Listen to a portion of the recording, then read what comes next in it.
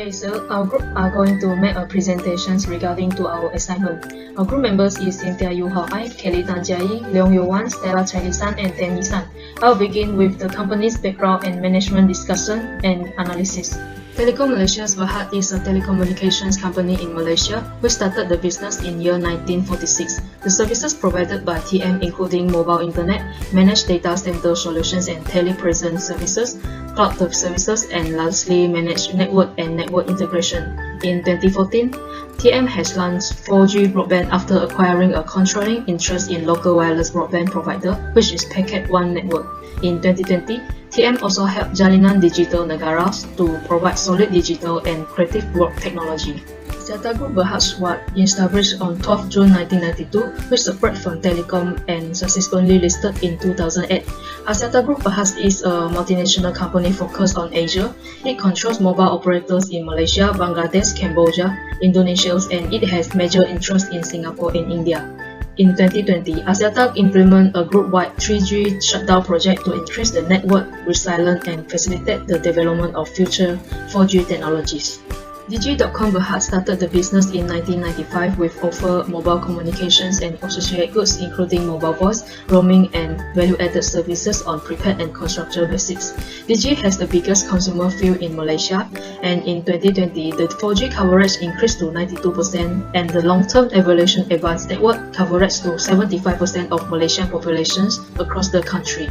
Maxis Communications Berhad was created in 1995 and is focused on develop and provide mobile and fixed call services, messaging, mobile internet and wireless broadband. Maxis 4G service has reached 15% of Malaysian populations, while its 2G and 3G network has covered 95% and 83% of Malaysian populations. For the horizontal analysis on income statement, Telecom as the benchmark company show the better performance in the income statement because the net profit for Telecom show a positive change as compared with Axiata, Digi and Maxis. Therefore, we can conclude that Telecom performed well in its operation. For the horizontal analysis on balance sheet, although Telecom Malaysia show a negative change in the total asset, but the total liability of Telecom show a major decrease as compared with the other three companies. Therefore, Telecom as a benchmark company managed well in its obligation than Axiata, Digi and Maxis. For the vertical analysis on income statement, Digi show a higher percentage of the net profit as compared with the other three companies in both 2019 and 2020. For the vertical analysis on balance sheet, with the total asset as 100%, Maxis has the highest percentage in non-current asset, where Telecom has the highest percentage in current asset. Digi has the highest percentage in total non-current liability and current liability. The total liability for Telecom, Axiata and Maxis show a decrease in the percentage, where Digi show an increase in the percentage. Axiata has the highest percentage of total equity. In conclusion, Telecom as the benchmark company show the better performance as compared with other three companies because the company show an increase in the percentage of total non-current asset, total equity and decrease in both total non-current liability and current liability. For the trend analysis on income statement, Telecom as our benchmark company show a better performance in the trend analysis because the net profit for Telecom show an increased trend from 2016 to 2020 except for 2018 which received a net loss. For the trend analysis on balance sheet, Digi show an increased trend in total asset and total liability as compared with its best year. Digi and Maxis show a constantly growth in the total equity as compared with the other companies because all its values are higher than its best year. Overall, Digi has the better performance in the trend analysis of balance sheet because Digi shows the constantly growth in the trends of total asset and total equity. I'm Kelly. Now we're going to present the financial ratios analysis. The first is activity ratios. The first one is accounts receivable turnover. Among these four companies, Axiata had the highest accounts receivable turnover in 2019, while Digi had the highest accounts receivable turnover in 2020. Besides that, Telecom as the benchmark company had the second lowest accounts receivable turnover in both years. Next is inventory turnover. Maxis had the highest inventory turnover in both years. Besides that, Telecom as the benchmark company had the second lowest inventory turnover in both years. Next is accounts payable turnover. Telecom had the highest accounts payable turnover in both years. Therefore, as the benchmark company, Telecom had showed the best financial performance in both years. Next is fixed asset turnover. Next is total asset turnover.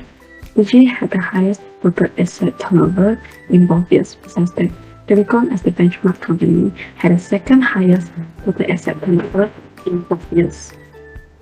Next is liquidity ratios. The first one is current ratio. Telecom had the highest current ratio in both years. Besides that, Telecom is the only company that had a current ratio that's more than 1 compared to other companies in both years. Next is quick ratio. Telecom had the highest quick ratio in both years. Besides that, Telecom is the only company that had a quick ratio that more than 1 compared to other companies in both years. Next is cash flow liquidity ratio.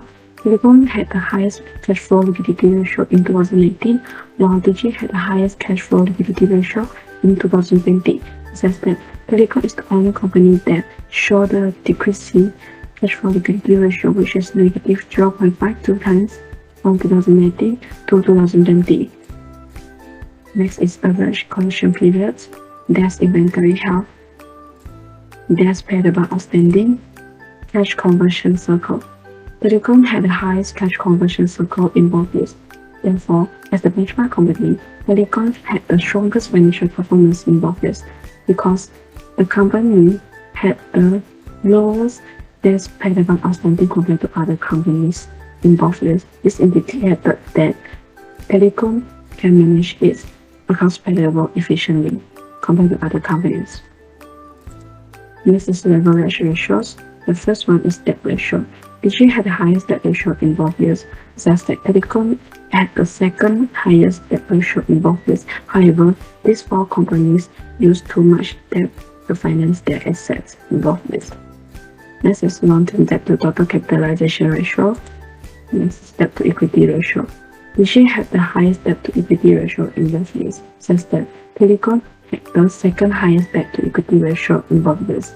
However, these four companies used too much debt to finance their assets compared to equity financing in both years. Therefore, these four companies had a higher risk and difficult to borrow money in the future. Next is times interest earned.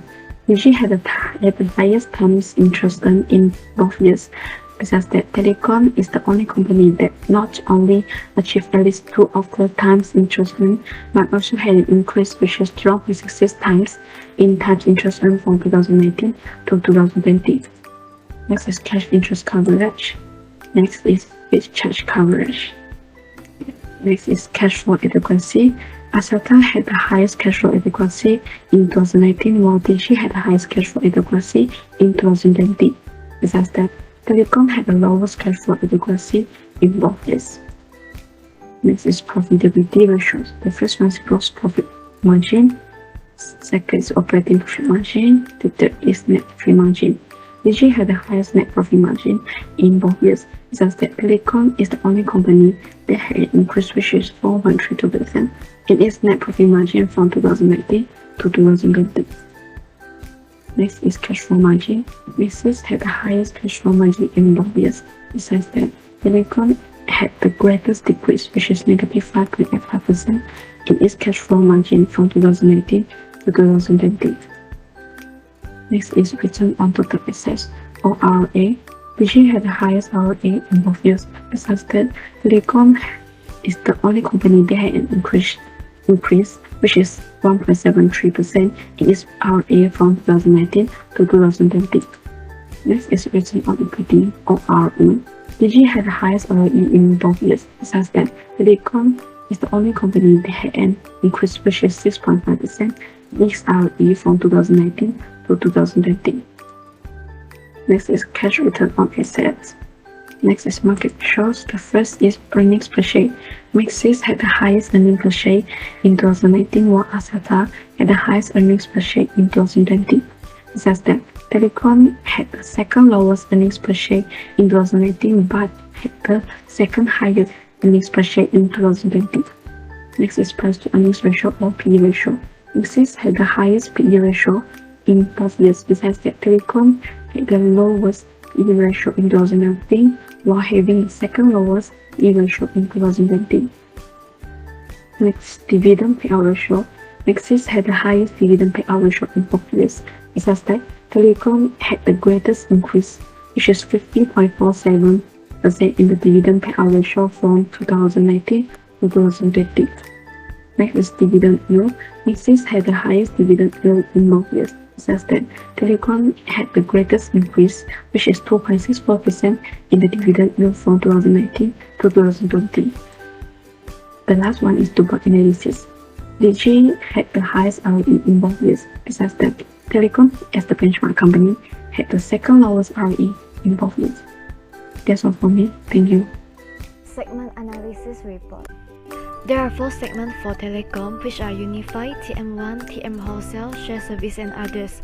For contributions by segment to operating revenue, it is obvious that Unify are the largest revenue producer from 2018 to 2020. However, the Share Service and others generate the lowest revenue in all 3 years. Next, contributions by segment to operating profit.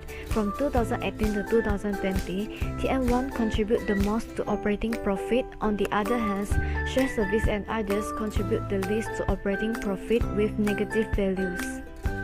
From 2018 to 2020, TM1 produced the highest profit margins, whereas Share Service and others generate negative profit margins. For capital expenditure by segment, Telecom invests significant amount in Share Service and others in all 3 years, which did not result in better revenue and profit. Next, we can see that the capital expenditure in TM1 increased significantly in 2020, which result in increased profit margins in 2020. Also, TM Wholesale have the lowest capital expenditure in all 3 years. Axiata Group Berhad has 3 segments, which are mobile segment, infrastructure segment, and others. It is clear that the highest operating revenue is generated by mobile segment from 2018 to 2020. Meanwhile, the others have the lowest contributions to operating revenue in all 3 years. Based on the table, we can see that others have the highest contributions to operating profit in 2018, while mobile segment has the highest contributions to operating profit in 2019 and 2020. For operating profit margins by segment, mobile segment produced the highest profit margins over the 3 years period. Meanwhile, others generating a negative profit margins in all 3 years. In addition, infrastructure increased slightly in 2019 and decreased in 2020. For return on investment, we can see that mobile segment generate significant ROI, especially in 2019 and 2020. Next, infrastructure is at some in 2018 and the ROI decreased in 2020. The others generate negative ROI over the 3 years period. There are 2 segments for Digi, which are telecommunications revenue and sales of device. Based on the table, we can see that telecommunications revenue generate the highest operating revenue over the 3 years period. Meanwhile, the sales of device decreased slightly in 2019 and increased slightly in 2020. Maxis Berhad is focusing on telecommunication services, which include postpaid, prepaid, others, and sales of device. It shows that postpaid produced the most revenue from 2018 to 2020, whereas others contribute the least to operating revenue in all 3 years. For Digi and Maxis, only the segment operating revenue is presented on annual report. Others information like operating profit, capital expenditure is not presented. Now I'm going to present about the discussion on the financial position and performance of company from 2019 to 2020. Telekom Malaysia Berhad has high profitability as the company has successfully making a profit above its expenditure. Besides that, the company was profitable enough to pay out more dividends to each shareholder. Moving forward, Telekom Malaysia Berhad has shown a good liability performance as both current and non-current liability has decreased. Besides that, the company was more effective in managing its account payable and more quickly to pay off its debt to creditor. Based on liquidity ratio, Telekom Malaysia Berhad has performed high liquidity assets. It means that the company was efficient in managing its short-term assets. Therefore, the company has more cash on hand in the short-term period. Axiata Group Berhad has low profitability. It is because the company has lower net profit margin due to the ineffective expenditure structure. Also, the company was less efficient in managing its asset and equity capital to generate higher earnings.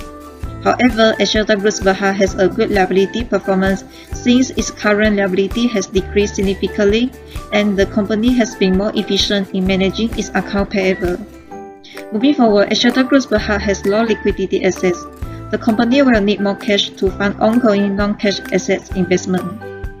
Digitalkar Berhad has low profitability due to inefficiency in generating profit when considering the manufacturing cost. In addition, the company has lower efficiency in managing its asset and equity to generate higher earnings. Digitalkar Berhad liability performance is weak as the company used larger amount of its debt to grow in financing activity. Therefore, the company has struggled with paying its short-term debt. Moving forward, the company has lower liquidity asset, indicating that the company do not have enough liquid asset to meet its short-term debt when income due at the same time. Lastly, Maxis Berhad has high profitability as it has a high gross profit margin and high net profit margin. It means that after paying its costs, the company was able to generate a greater amount of profit. However, due to an increase in current liability, the company liability performance is weak. As a result, the company was ineffective in managing its account payable in order to pay off its creditor debt. Apart from that, the company liquidity assets are low. Therefore, the company can only cover a portion of its short-term debt. Also, the company has lower ability to collect account receivable from debtor. In conclusion, we have learned how to use various analysis methods for analyzing company financial statement. Therefore, analysis of financial statement helps us to understand the financial position and performance of a company. Our recommendation for potential company is Telekom Malaysia Berhad. For the reason, Telekom Malaysia Berhad has performed better in terms of income statement and balance sheet analysis. Telekom Malaysia Berhad also performed better growth of net profit margin and earning per share. We found that Telekom Malaysia Berhad was the company with the highest liquidity ratio. In the end, this is all for our presentation and thank you for listening.